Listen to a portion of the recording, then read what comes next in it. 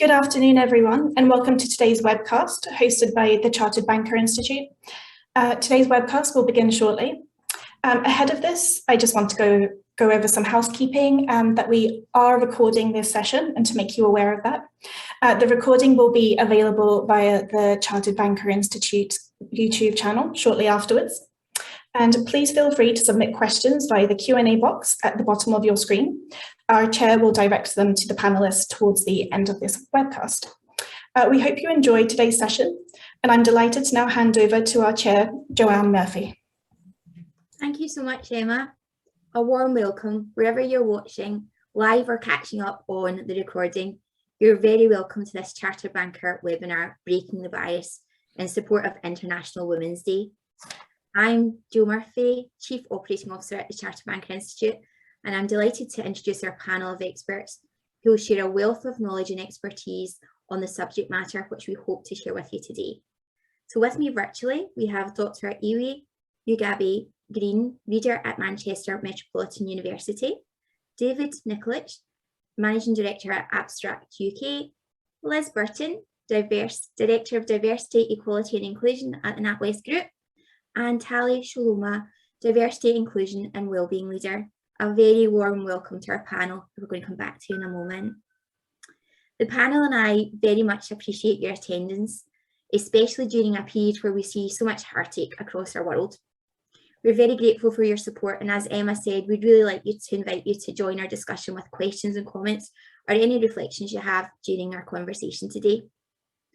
We've made great progress with gender equality and inclusion in recent years. However, there's still so much progress to be made even here in the UK. International Women's Day ensures we maintain that spotlight on the value women bring to the workplace and in every aspect of society. This year's theme focuses on breaking the bias, but bias universally affects everyone in society. It may impact on your professional success, right the way through to how you're treated in social situations, in medical setting, education, or even injustice. So what is bias, and do we all have it? Well, yes, we do, and it isn't something that you can just turn off. Every day, our brains process around 11 million bits of information, which we can't possibly decipher. Our conscious brain can actually only process around 50 bits of information per second. So imagine all that sound, visual, and auditory content that we can only consciously make sense of. You can probably see where I'm going to go with this. So bias is actually a habit of our mind, an automatic mental shortcut used to process information and make decisions quickly. It's deeply ingrained and it's unintentional and influences our behaviour. As children, our brains are presented with so much information as we try to make sense of the world around us. The volume is overwhelming. To make this manageable, we unconsciously categorise that information, creating stereotypes along the way. Hence, we all grow up thinking things like girls wear pink, boys wear blue, women are weak, etc., etc. We don't even have to think about it, we just know it. And things like adverts and the media further fuel this categorisation, especially in children. As a result, people grow up harbouring stereotypes about people are based on their race, ethnicity, gender, age, and other identity. Those stereotypes about social groups are not based on facts about the individual or a particular group, and these are known as biases. As human beings, we have more than one identity, and this intersectionality leads to even greater exclusion and inequality for individuals. Only last month, The Guardian reported the disparity in perinatal and stillborn rates of Black and Asian babies in the UK, highlighting failings in every aspect of a woman's prenatal care. But this isn't limited to the UK. Poorer outcomes for ethnic minority mothers have been recorded in the USA, Europe for several years. Often people are not aware of their biases. That's where the term implicit or unconscious bias comes from. Whether we like it or not, such biases influence our decision making, and although you can't switch them off, you can become aware of them and identify your own behaviour. As it's International Women's Day, we're going to move our discussion now to focus particularly on biases specifically related to gender. So I'd like to come back to our panel now so that we can start our talk about biases and how they actually show up particularly in women in the workplace, and what we can do about them. Iwi, if I can come to you first. So how does bias show up for us all? Thanks for that. Hi, everybody. I think bias is, it's all around us, as we've said. It's something that, in my opinion, makes us human, but it becomes a problem when the biases that we hold exclude particular groups, when the biases that we hold benefit particular groups and don't benefit all, which is why equity is so important.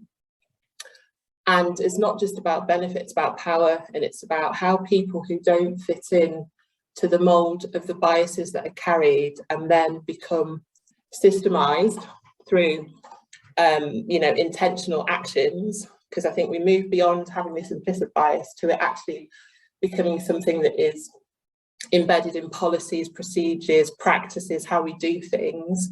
Once it starts to marginalize particular groups and empower particular groups, and things aren't called out, and things that are used to weaponize and to marginalize people are rewarded and held up as being valuable, that's when it becomes a problem.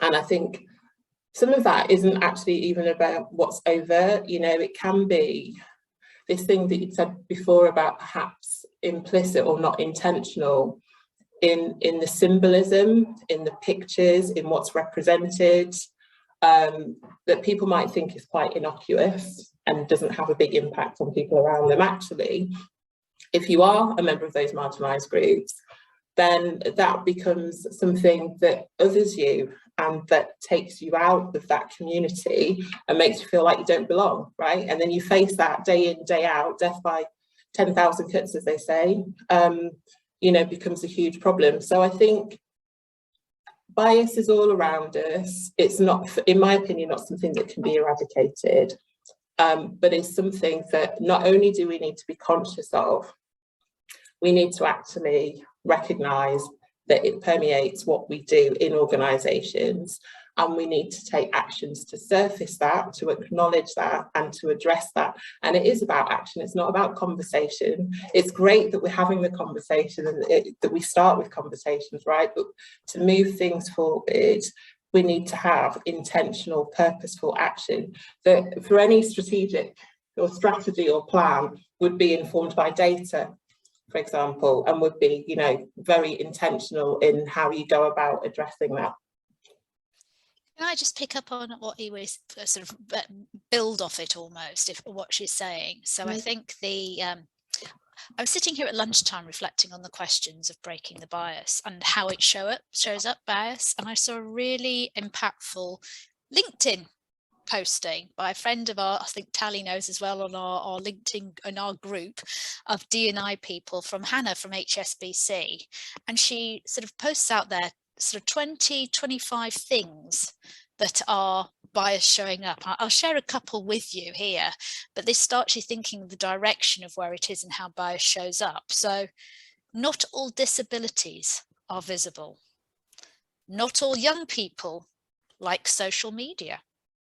Not all Black people have experienced microaggressions. Not all women want it all. Not all white men are CEOs. Not all Asian people like tech. Not all great leaders take a moment to acknowledge their success.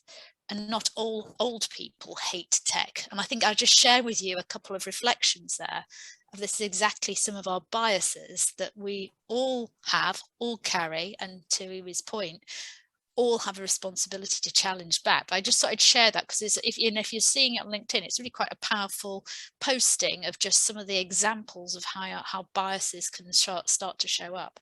It really brings in all that generalization and that stereotyping, doesn't it, Liz? Definitely that we see. David, Tally, anything that you would like to add to that sort of first point? Tally, you go. Thank you, David. Yeah, no, I'd love to build on this. So I think we all should just agree first and foremost, we'll have bias. I think that's a really important place to start, because if we start to fight it and say, no, I don't, then we're going to really, it's going to be an upward struggle. Bias for me has two core areas, and it's really building on what Iwi and Liz have just touched on. One is the systemic piece, which is the process, the policy, the way the ecosystem, let's talk about the workplace, because that's what we're here for, the way the ecosystem is built for us. And then you have the behaviors. So the behaviors are how we translate the stereotypes that we hold towards other people. And I think what's really also important to add to the list that Liz has just kindly shared, just a snapshot, is as a woman, I also have the same bias towards women as men would. And that is because of the assumptions of the stereotypes that I have been privy to since the day I was born. So I think that's also really important to mention. And then kind of the real work for me is around how we mitigate those biases, how we work at trying to flip those biases around so that we recognize the impact it has, not the intent, the impact it has on the process, the impact it has on the decisions we make, the impact it has on accelerating women or creating that inclusive place where everyone's voice can be heard, irrespective of your identity, irrespective of the more than one identity which we all hold, the intersectionality. And the invisible disability for me is a really important one, because so many people will have an invisible disability. A hearing impairment is one of them. And coupled that with gender identity. So having those conversations are really important because we start to break down the stigma related to it, but then we also start to identify what bias we hold and how we can start to flip it around, which I'm sure we'll kind of start to uncover as we've had the conversation. Thanks, Tally. David, you wanted to add a point on that? Yes, thanks, Jo. Just to maybe finish that off, I think everybody's comments are absolutely valid, and I'd probably just like to build on Iwi's initial comment about this is okay talking about it, but you need to act on it. And I think the actions, speak louder than words. And we believe that culture is only as good as the worst behaviour you're willing to tolerate. So, Iwi, when you talk about, there are certain groups that benefit this, it's the leaders and it's the managers that need to step forward to actually identify this and do something about it. And the reason we are hardwired with bias, but the reason we fall into these traps, if you like, is because it's our system one thinking. It's the simplicity to get from A to B quickly. It's what we know. Daniel Kahneman, who's an eminent psychologist, talks about system one being nothing but intuition. In fact, he talks about intuition being nothing more than familiarity. So it's just the stuff we're familiar with. So we keep going down that track. And as Iwi says, we benefit from it. And we need to make sure everybody benefits from it. And we don't tolerate certain things. Dave, oh, sorry, Iwi. Sorry, I was just going to come in. Do you want to go first? Or should, no. So, David, I think I'm reflecting on what you're saying, and you're absolutely right about action. But I think the first thing for me on my journey, and especially working in D&I, is actually being able to recognize bias when it first stands up. Because I think until you can recognize it, you can't action it. And, and we'll share some of these stories later on. But, as I've grown up, I didn't realize there was bias going on when I was 10, 12. I didn't realize it. And it's only as I've gone on my journey, people have actually showed it up to me, or I've actually experienced it and then started questioning it myself, but only as I've gone on a journey with it. And I think the biggest thing, first of all, is being curious and trying to understand and actually helping people see where bias shows up so they can go on the same journey. I don't know if you've sort of experienced that yourself, but that's certainly something that I've experienced as a woman from a gender-based perspective. Yeah, well, even from if we're just talking gender for a moment, people who are like each other tend to like each other. So I've experienced this, whether it's all male, whether it's male and female, but there's a characteristic that suddenly we're all like each other. So it's very hard to break that sort of cycle that you get drawn towards these biases well, they're preferences, if you like, that we have that benefit us as a group. So I have experienced it, Liz, and you're right. Sometimes you don't realise, but you have to be aware. And as we've said before, perhaps the more you are aware, the more you can control. So I agree, you have to be aware. Sorry, Iwi, were you? Yeah, Evie was just coming in there. Yeah, thank you. No, it's fine. Thank you. Thank you. Yeah, just to pick up on both points, really. I think it's important to recognise with gender, as we've referred to already, the intersectionality. So I know hidden disabilities is something that was mentioned, and of course there's a range of protected and unprotected characteristics that I think come to bear there. But I think particularly being a Black woman, my experience as a Black woman, even in just looking at gender and how bias shows up and the impact of that bias, to come back to Liz's point, actually is very different for a Black woman than it is for a white woman. And so I think part of that piece around understanding how it shows up is actually acknowledging that, because I'm not sure that everybody does recognise that misogynoir, which is the term that is used, is a thing. And I think also, coming back to David's point about, you know, there's this theory, memetic isomorphism, which is basically what David's talking about, the mimicry and the kind of, you recruit people who you like or who remind you of you. If this is something that organisations are wanting to tackle, if you have a lack of representation, a lack of people who you know, identify are the group that you are trying to empower and to support and to create equity for, in my opinion, it's very difficult to do that, right? Just in the same way that as someone who doesn't have a hidden disability, I can advocate for somebody who has a hidden disability, but I don't walk in their shoes, right? It wasn't until I had a young child that I realised the indignity of people who do have physical disabilities and what that means about getting a key and going to the disabled loo and all of that. That wasn't anything that was on my radar until I had to go through that myself. And that wasn't even as somebody who had that disability, right? So I think it is problematic. I think action is needed, but I do welcome that we're having conversations in this space. Oh, thank you, Iwi, for that. Liz, if I could just sort of move this sort of conversation on a wee bit, I think I would be really interested to understand, because we've talked about first of all, recognising the sort of the behaviours and how they show up, but to Iwi's point about, well, how do you actually take action? So how do you start to challenge them? So how can we challenge the behaviours that we see that do impact, particularly in women's progression? Yeah, no, absolutely. And I was reflecting on this before we came into the conversation.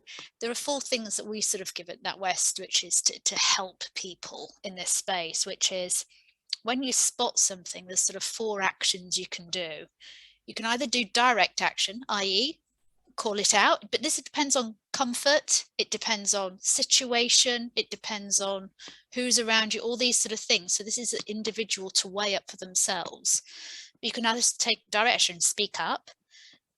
You could distract, so deflect the conversation. So if something's happening and you don't feel comfortable doing it in the moment, you can deflect the conversation to change the subject and then pick up outside or do a different thing like that. As I say, you can report it. So you delegate, you know, if you don't feel comfortable in saying it yourselves, you can escalate it. We all have a responsibility in that, or obviously you delay it. So you just don't do something in the moment, but you pick up outside of the room, or it may be very much a mixture of those type of things. So those are the type of actions that we enable people to do. So when they can spot it, they can make a choice. And we have scenarios when we can talk about, okay, so if this scenario happens, what would you do? And it's amazing, even in the room, people will deal with things very differently. So I think what I'd say is there's not one course of action, but there's many different types of action that you can take to start really, you know, moving from what we've said is to recognizing the bias to actually doing something about the bias that's showing up. And I suppose related to that, I suspect it depends the environment you're in and how safe you feel in that environment. Absolutely. The action that you're going to take. So it's not just about maybe, you know, feeling disappointed in yourself or whatever that you didn't speak out at that moment in time, but you might not have felt safe to do so. Yeah, because it might not be about you, but might be something you're seeing or it actually might be about you and actually how you're feeling. And so it all depends on the scenario, and to your point, how big the group is, how loud the voice is, 1-to-1, 20 people, you know, who knows, an advert, lots of different ways that bias can show up in many shapes and forms. Iwi, did you want to come in there? Anything that you would want to add really to Liz's point? Yeah, I mean, I agree with everything that Liz has said, and I think a lot of this is about personal accountability. You know, as David had pointed out before about culture and kind of the behaviour that you'll tolerate within that culture, and that comes down to people, right, and how we behave and the actions, and I think sometimes it really frustrates me, this work, because you kind of sit in rooms where you have these conversations and people much older than me will say, oh yes, this was me 30 years ago talking about the same issues and we've not moved forward. And that's the frustration, right? But at the same time, I do think that we have made strides, and I do think that organisations are much more willing and open and purposeful, and, you know, being strategic so that resources are behind the actions that are being taken and being more intentional about how to address these issues. But I do think it starts with each and every one of us. And I do think some of the problems that we face is that in doing that, because there are certain groups that benefit and certain groups that don't, there's a redistribution of power that needs to happen, right? That perhaps some people are not willing to do. So we get the performative stuff that is the reactive stuff that is about reputation and protecting ourselves to some degree, but it's not authentic. The action behind that is not actually authentic. And coming back to the point that was made before about addressing impact, right? So we're not having conversations with the right people about what those actions need to be. I think sometimes companies will come up with 5 action points that they think is what we ought to be doing, without actually from the bottom up, from the ground up, from the groups that you're trying to bring along and to create that equity for, not being part of those conversations. And I think that's a big issue. And again, I will shut up. I can talk about this for days. No. I was actually just going to say that's back to that whole point about you just can't put yourself in somebody else's shoes. You know, the same, we're both women, you know, we'll have very many things in common, but I'm white and you're black, and that makes your experiences different, and I can never understand your experience. I can learn about it, but I can never live it.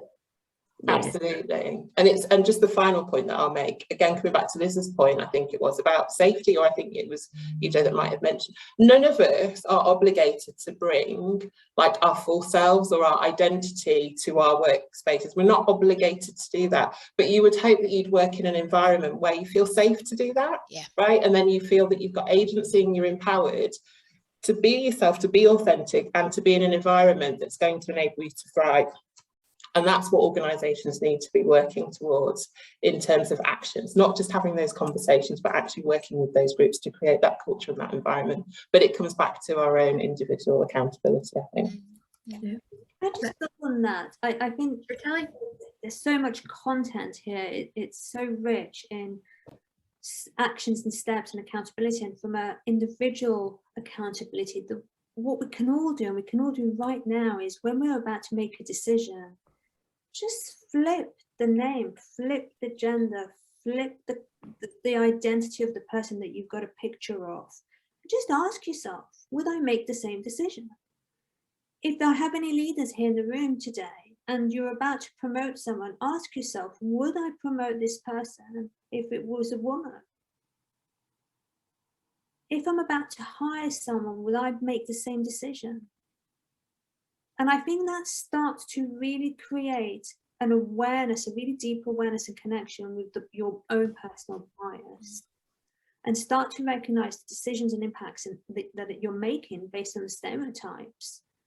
And that's the accountability that we can all take, because the cumulative impact can be great. Because imagine if we all did that And I always talk about the micro, it's a stacking of micro moments, whether we're impacted by bias or we are impacting somebody else by the bias that we have. If we just recognize the 1% action we can take, the micro behavior we can take each day, and cumulatively, I talk about the ripple effect, it can be phenomenal. I think that's a really good point. I was just David, going in to there? say, yeah, thanks. I love that, Sally. Creating your own feedback loop is fantastic. You know, questioning yourself. But we can also create a feedback loop from other people. We can request it, we can ask it, we can create that psychologically safe environment that Liz talks about, you know, by saying, look, I'm open to make things better. Was that okay? And so checking yourself with your feedback loop is brilliant. I love that, Sally. But also getting others to check you as well. You know, this is not a sign of weakness, this is a sign of strength. No, I think that's a really strong point. Tally, I'm going to just come back to you because one of the questions that I wanted to ask was round about whether the panel had ever had an experience where they had experienced gender bias or they had witnessed it, and I would be interested to hear if you've got any sort of lived experience of that. Oh gosh, there's probably loads. I'll share one, but I just want to pick up on what David just shared because I love that as well. I love feedback because we never recognize the impacts we have on someone. So I always invite people to give me feedback. It's one of the most precious gifts. If anyone in the room is doing that, be open to the feedback, be open to the receiving that gift. To answer your question, Joe, I was thinking about this the other day. I thought, when is a moment for me has been really pivotal? This is actually quite an old example, but for me, I was a really pivotal one where around 8 years ago, I needed an extra pair of hands in the team. So I bought an interim cover, a young lady who was visibly pregnant last trimester. And she was just doing an awesome piece of work with me and my team. I recognized, and we talk about, you know, he was talking about power and we talk about privilege. I was a decision maker, I was leading the function, so I could decide very quickly what I was going to do here. And I did. Engage in conversation with this young lady, and I asked her, you know, what is she looking for? She was clearly looking for a permanent role, and her feedback to me was, well, no one's going to hire me right now, are they? And she just pointed to her stomach, that she was visibly pregnant. And I just said, well, I'll hire you. I'm like, you're an amazing talent. You've got great skills. I can see the potential. I'll hire you. We ended up having quite a serious conversation about it. And she was blown away because she was actively interviewing and she kept getting knockback after knockback. And what that moment really for me was around taking these steps. I knew that people will ask me, what have I just done and why? And clearly we went through a process, we interviewed, but my intent was there. My intent was to offer a role, knowing that she's going to go off on maternity leave very soon. For me, that was quite a pivotal moment because that was allyship in the moment. That was using my privileged role in the moment, and that was recognizing talent in the moment. And that was for me addressing biases that I've had around women who are about to go on maternity leave. And for me, I wanted to be a role model. And that works beautifully. And for me, I try and make those decisions. Now, I don't always. I have biases. I'm going to just say very clearly, particularly when David's talking about system 1, we also have system 2. When we are tired, when we are under stress and having to make decisions very quickly, guess what happens? We revert to system 1 and we make those decisions really quickly and we act on our bias.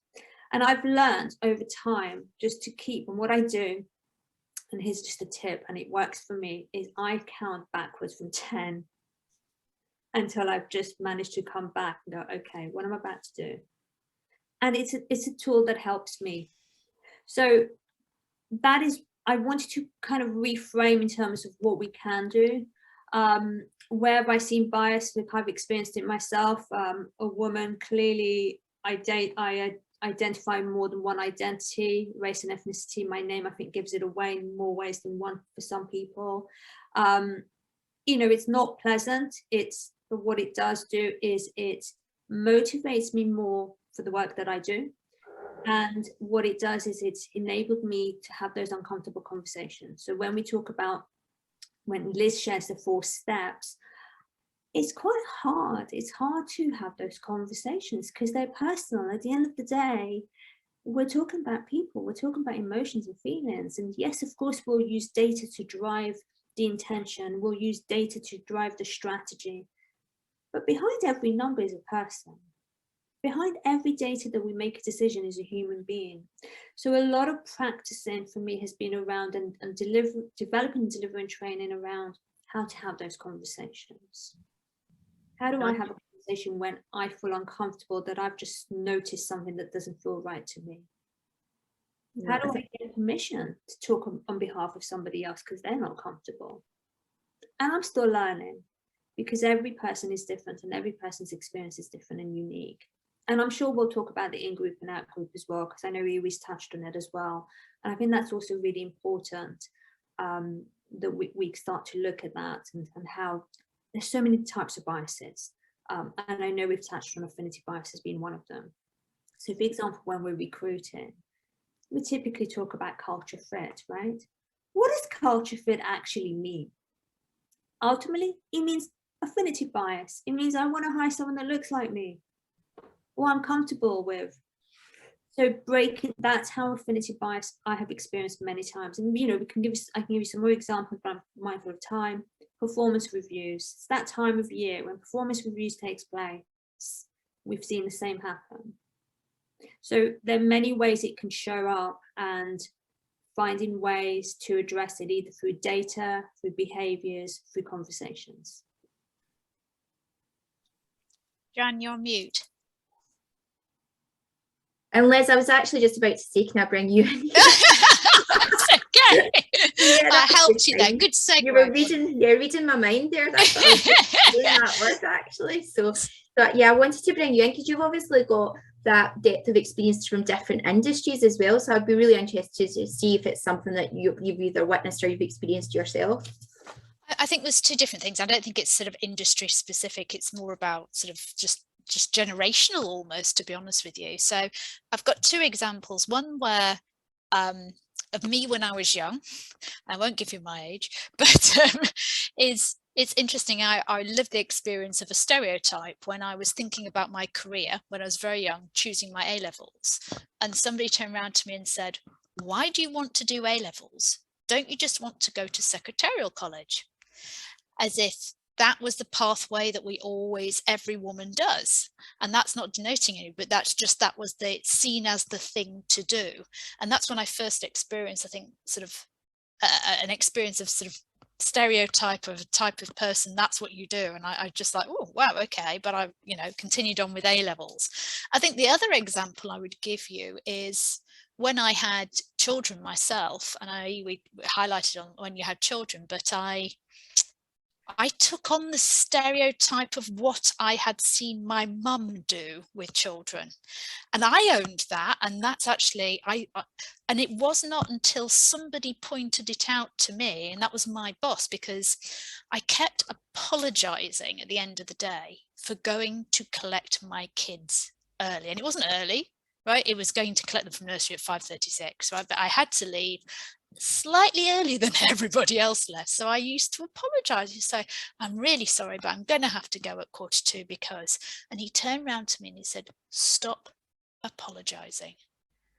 Own it, do it. That's your life. That's what you need to do. Everybody has a different thing. Stop apologizing for it. And I just felt myself, God, you're absolutely right. Just because I shouldn't necessarily have to take on all of this. And I was living the sort of gender experience that yes, of course, you're the caregiver. Yes, you're the one that has to do it. And I think there was a couple of that and a couple of other experiences I had, which made me realize that, it's not all just about the woman having to do the role, and actually other people can step in, and it's okay to ask for help. And I think those are some of the experiences I'll share with you. So I don't think it's industry specific. I think more for me, it's generational, and also checking our own biases, that we're not living them out from previous experience of what we have lived, and almost challenging, back to Tally's position, challenging ourselves and not only what are we projecting onto others, but also what are we conveying, because that's what we believe ourselves, I think is really, really important. It's almost like being the onion, isn't it? Where you're taking off these layers to sort of to try and discover yourself about why you believe what you do or why you do what you're doing, to try and sort of get to grips with that. Iwi, I don't know if you want to add anything in here, or yeah, sure. I mean, speaking to this point, I suppose, about stereotype bias, I think, you know, again, looking at intersections and looking at race, which is something I will talk a lot about because it's an important bit of my identity, and I do think it's important in the context of gender as well. But actually, for Black women, since we're talking about women today in the main, you know, there are certain biases, certain stereotypes that follow Black women that I think, I work in education and I see in my students and I see in my former self. So again, coming back to this point about as you go through life and you gain more confidence and experience, how your lens changes. So I've spoken and speak to students who feel they need to conform and to not fall into the stereotype bias. So the angry Black woman, for example, is a stereotype bias that follows Black women. Students who literally dismantled their identity to conform. So I have natural hair, which I would never have worn when I was younger. Black women wear wigs, they wear weaves, they change their hair, and it's not just about having curly hair and straightening it. It is taking a really important political part of being Black and changing that to conform. So Tali was talking about recruitment and selection. I do a lot of employability research, and a lot of Black women will change their physical appearance, will code switch to conform. And if you are doing that on a daily basis, that it is exhausting, it is draining, it is brutal. And, you know, that is something that's not necessarily experienced by other women. There will be other biases and challenges that affect other groups. But, you know, if we're talking specifically about this group, they are some of the challenges that are faced. And I think, again, you know, if I talk about education, when we talk about bias and its impact, we look at outcomes, right? We look at the metrics and we talk about, isn't it awful that Black students come into the academy and they leave with less than they came in with? Isn't it terrible that they're not getting the jobs, the graduate jobs? Isn't it terrible that they're not being paid as much? Black women, Black men, you know, other marginalised groups. But for me, it's about the experience, right? You'd hope that if you have a good experience, that's going to lead to good outcomes. And I think it's the same for organisations. And you know, I'll come back to this point of, like Tali had said, you look at data, it's very easy to forget. You know, you look at metrics, you look at numbers, you look at stats, but we're talking about people. And stereotype bias is used to shut down opportunity, and that opportunity can affect people's lifetime. You know, I experienced, I think again it was mentioned about pregnancy, my first child was born 17 days late and I nearly died, my daughter nearly died, and we were saved by a Black obstetrician, if that's the right word. I can never pronounce the word, but you know what I mean. And I'd been dismissed. I didn't have the confidence to call it out. First time mum, you know. It's things that impact on people's life opportunities, their wealth. It has an intergenerational impact. It's huge. But I come back to little steps make a big difference.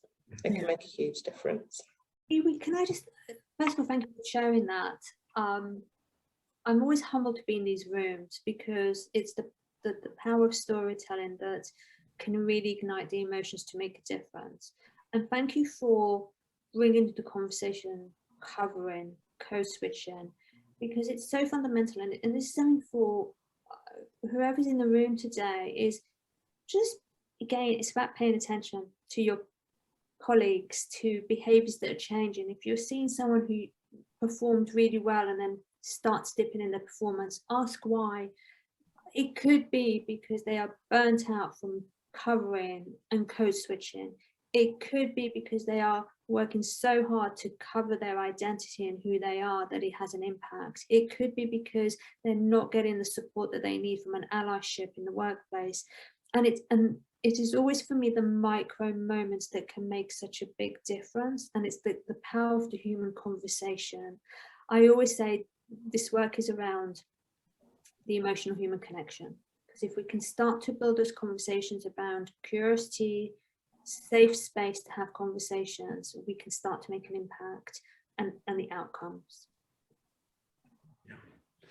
And Tali, if I may just say, you know, it's really important that we have those conversations, but we believe that we all have a superpower, and our superpower is this: is everything all right? Really, really simple. That's all we have to say, and we can engage. But Joe, do you mind if I just share maybe an example of a bias from a white middle-aged man? Because you're going to be saying, why on earth, and how on earth have you experienced a bias? But I want to share this. No, absolutely. Well, I was coming to you next, actually, David. So absolutely. And I think that's the fact that we're talking about, that we are all human beings. We all, you know, we're not one-dimensional.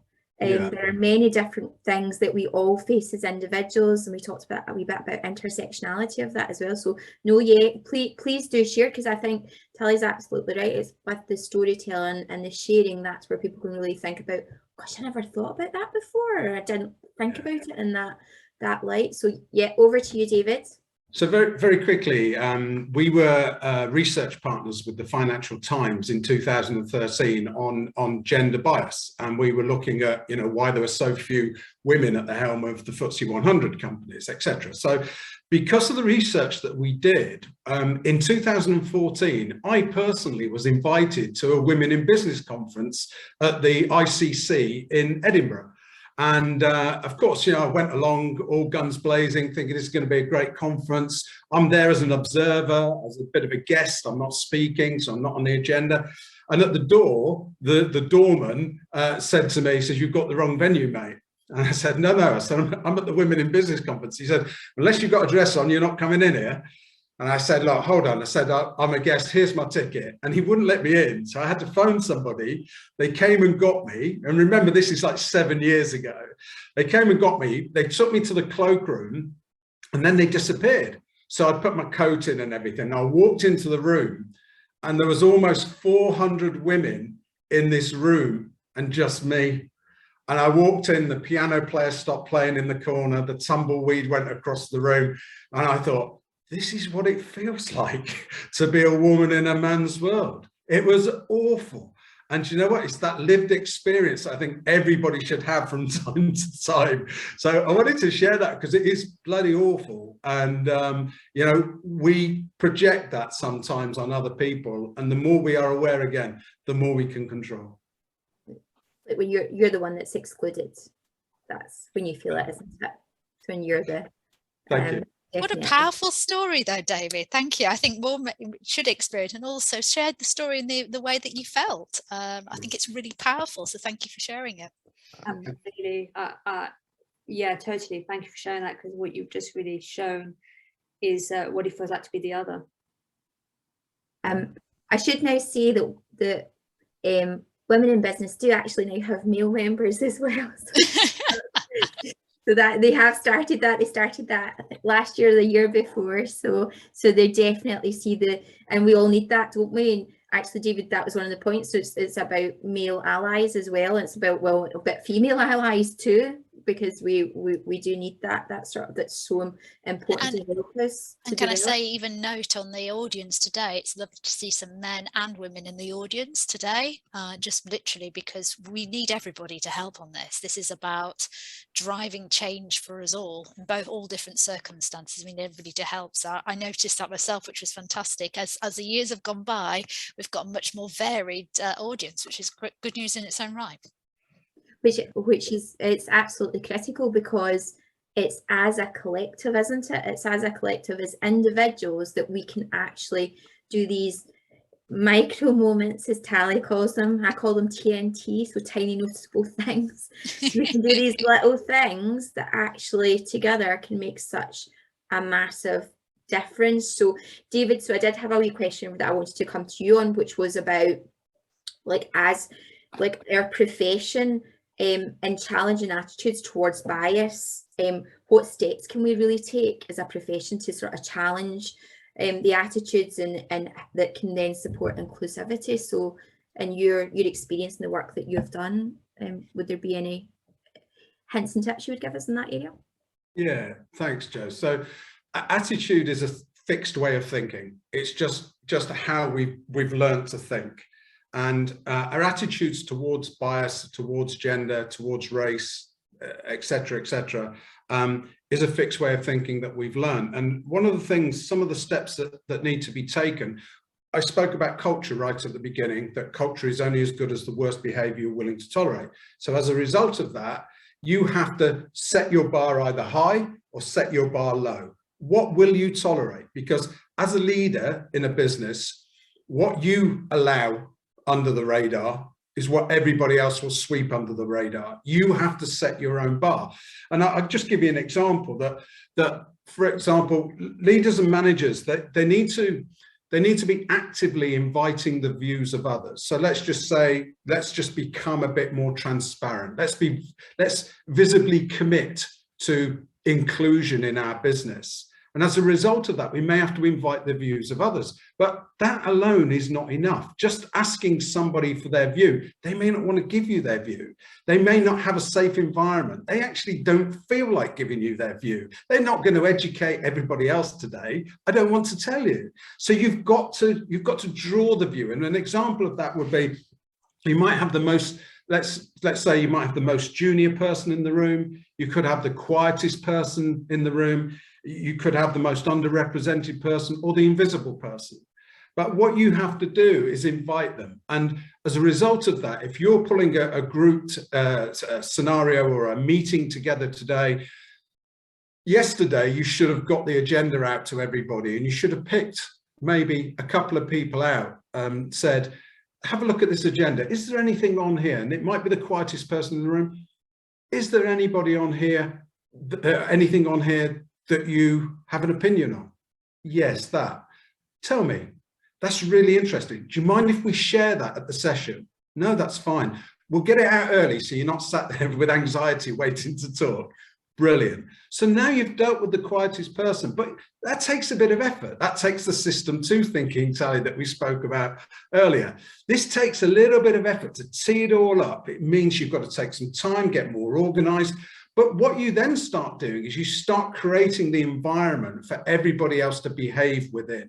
And you're setting the temperature for other people to manage and mirror image. So it is up to our leaders and managers, for me, that challenge the attitudes. They start the attitudes. And then you actually can create, we use this scenario where we say, if you don't like it, call out sabotage. It's like a safe word. And everyone says, well, that's interesting, you've called sabotage, tell me why. And then they have a platform to actually say, but everyone respects, this has hurt you. And that's really, really powerful. But not everybody will put up with that. Not everybody will want to operate in that environment. So does that make sense, Jo? Yeah, that's really interesting. I love that, where you give people a safe word to use as well, you know, to call it out. Because I suspect there's people, sometimes you're in a room, and I can see this myself in the past as well, is that you're in a room and you really want to speak up, but you might be the most junior person in that room, or you might be the only female in that room, and you don't feel empowered to do that, or you don't feel safe enough to do that. So actually to have that and to call it out, it absolutely resonates. I don't know if Liz, if you anything you want to add to that, and then what I'm going to do before I ask you a final question from you all, I'm actually going to bring in one of the audience's questions if that's okay. But I'll maybe come to Liz just to see if she's got anything to build on that. Nothing more. I think it's just it's another mechanism of being able to raise. So David, you know, I talked about the 4 Ds. I think David is just highlighting another thing that actually you can do to be able to drive change. I think to our point, it's all about having a safe space and how safe you feel. And there are different actions you can do depending on how safe you feel. And it's about choice, it's about situation. So I think there's nothing more to add. I think they're just really good tools, and we need people to be able to do it. So how we can create that is really important. Yeah, thanks, Liz.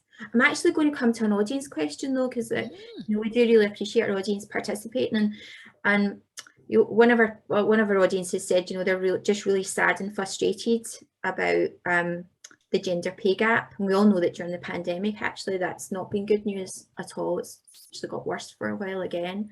And they'd really like to just hear the panelists' views on thoughts on this divide and how we can challenge these pay gaps in organisations. So I don't know who would like to go first. Do you want me to start, and then I can jump in? So first of all, thank you for the question. I think there's a couple of things for me. The gender pay gap is obviously the average of the men in comparison to the average women of women's salaries, and overall obviously the majority of it depends on the proportion of men and women that you have throughout the organization, and the majority of what we do need to do is get more females in senior roles. That's the key to this, and a large proportion of them as well, not just two, a larger proportion. And we have, I think, seen the pandemic has had a different thought process for a lot of people about the way they want to work, they want to live, their opportunity. We're seeing a lot more women actually setting up their own businesses, and also stepping away from work, etc., or making some decisions on how they want to work and what your organization offers, be it from you can now work remotely, or no, you can't do, and this is what we're sitting, is seeing an impact in the whole of people's decision making about work. So I think the gender pay gap is an outcome. It's about what we all do now, and actually how we're helping still encouraging opportunity, encouraging women to know that they can have a career of what their way and shape and form that they want, and to provide choice. And I think that is the key for me, which is everything that we need to start working on and continue to working on if we haven't done already. But we have seen obviously this sort of pandemic impact, but I think a lot of people have thought about what they want, which actually is not such a bad thing either. So Tali, do you want to come in? I noticed you came off mute as well. Yeah, no, thank you. I'd love to build on that. I really agree. I think everyone's taken the opportunity to reassess what they are looking for in life and in the workplace. For me, in the workplace, in the gender pay gap, one of the tools I think is so critical. There's so many different events, there's so many different facets and so many different levers. But one of them is sponsorship. We don't talk enough about sponsorship. We're not leveraging on sponsorship. So sponsorship is having someone who advocates for you in a closed room. So who's advocating for you to allocate you to a high profile, visible, stretch piece of work? Who's advocating for you to go and see that really important client? Who's advocating for you for that promotion? Who's advocating for you to get involved in a new piece of work? That relationship is so critical, and it helps accelerate the progression in the workplace. And I think if most organizations now have a formal sponsorship program. And I also say the informal sponsorship programs are just as powerful. It comes back to that human connection, building a relationship with another senior person in the organization that gets to know you, gets to know your skills, your potential, your ambitions. It helps accelerate. So Tali, actually just leading on in that point, because I'm conscious of time, but I've got another question in from the audience, and that specifically I think links to this, which is one of our audience. So Stuart, thanks so much for your comment. He's saying that in his profession he goes to see clients, and how does the panel think we can develop and support our employees or students to be able to succeed in a world where sadly bias still exists? I don't think we're going to get rid of it, Stuart, to be honest. I think we're probably going to need to accept bias and adapt our behaviours accordingly. But anything in particular about how we can help people come into the workplace to be successful, the steps we can take? Iwi? Hi Stuart. I know Stuart. what I would probably say, if I started with the curriculum, for example, it always amazes me that in leadership units, modules, topics, those people that are associated with leadership tend to fall into the usual mould, that we don't seemingly create spaces to talk about equity around leadership and around gender issues and other issues that leaders should be thinking about and should learn about before they go into practice and enact those behaviours. So I do think there's an education piece around that. I think a lot of students coming through the pipeline are very values driven, very purpose driven. You know, if I look at Generation X, if you want to refer to them, and millennials and what have you, that seems to be what the research surfaces, that the decisions that they make about their own lives are very much driven by their values, and they're looking for organisations that are aligned to those values.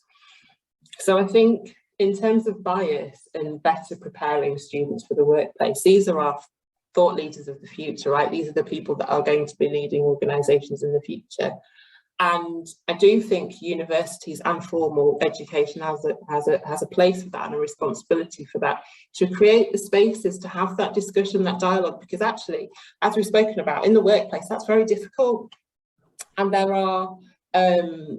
there's loss of losing your job if you say the wrong thing, and you know, the stakes are quite high when you're in the workplace, whereas when you're learning about these things, this is where the environment should be, that we're having safe conversations about it. So I think there's a place in the curriculum for it. I think everything that everybody has said about sponsors, about mentors, about people who are leaders and have positional powers, actually creating a culture where students or new grads, people coming into organisations, can ask questions, can be very open, can share, can feel safe, can report things and call things out if needed, should happen as well. So I think it's, you know, it's dual responsibility. But to speak to Stuart's point, there's a lot that we could be doing in schools and universities in the curriculum that I don't think we're doing at the moment, that then you would hope would transition into the world of work and cultures that are more inclusive, and that those conversations are being shaped. Can I just add to what you, I know we've got one more question, Jo, but I just want to add, or you're on mute, just want to add that when it comes to clients, I think a lot of it is, I'm not sure, do we always ask what the clients want? And actually, is it about outcomes that they have, or is it about how we perceive that clients need? And I don't know. I think there's part of me that would also like to challenge with a little bias in the back of it as well. So there's just something for me there's always a way. It's about how that client values your relationship. But that's just an added perspective. Jo, sorry, I know there is another question you want to get to. Yeah, there is, but we're out of time because we're going 2 minutes, which I knew was going to happen in this discussion. So I think though, to our previous question, I think we did answer about, you know, depends who's in the room, and Liz, you gave a very good suggestion about choose your moment depending how safe you feel in that environment. So one very last thing, very, very quickly, this is a CPD event. What would be your one takeaway for the audience? So David, coming to you first. Yeah, very quickly, I would say for years we've always spoke about IQ, and that had to be very important. The last 20 years we've spoke about EQ, your emotional intelligence, and that's equally as important. I think the trilogy now is CQ. It's cultural quotient. It's your cultural intelligence. So from today, if you can take anything away, your IQ, EQ, and CQ are equally as important as each other. Thanks, David. Yui, one thing. Leverage what David's just said and get feedback from others about those three elements. Brilliant, thank you. Tally? Write down a list, who's in your in-group. So write down gender, identity, and if you find that they all look like your same experience, then you know it's time to reach out and start to really get some insight and feedback from the out-group. Thank you, Tally. And Liz? We all have a responsibility to drive the change. So all take a note of what we can and cannot do to be able to be an advocate and ally for everybody. Oh, thank you so much. Panel, thank you so much for all of your thoughts and your shared wisdom. We've really, really appreciated it. I hope you've enjoyed it, audience, and you've gained something from it that you can take back. This event was to celebrate the 111th celebration of women's achievements across the world. And I'll leave you with one final thought, which is about what it's all about today. So the quote from International Women's Day is, "Imagine a gender equal world, a world free of bias, stereotypes and discrimination, a world that's diverse, equitable and inclusive, a world where difference is valued and celebrated. Together we can forge women's equality. Collectively we can all break the bias." It's my wish that this is something that we can truly celebrate one day and that our world will be a much better place as a result of it. Thank you so much for your time today. Thank you again to my panel. And that's us. Thank you. Bye-bye. Thanks, Jo. Thanks, everybody. Yeah. Bye, guys. Thank you.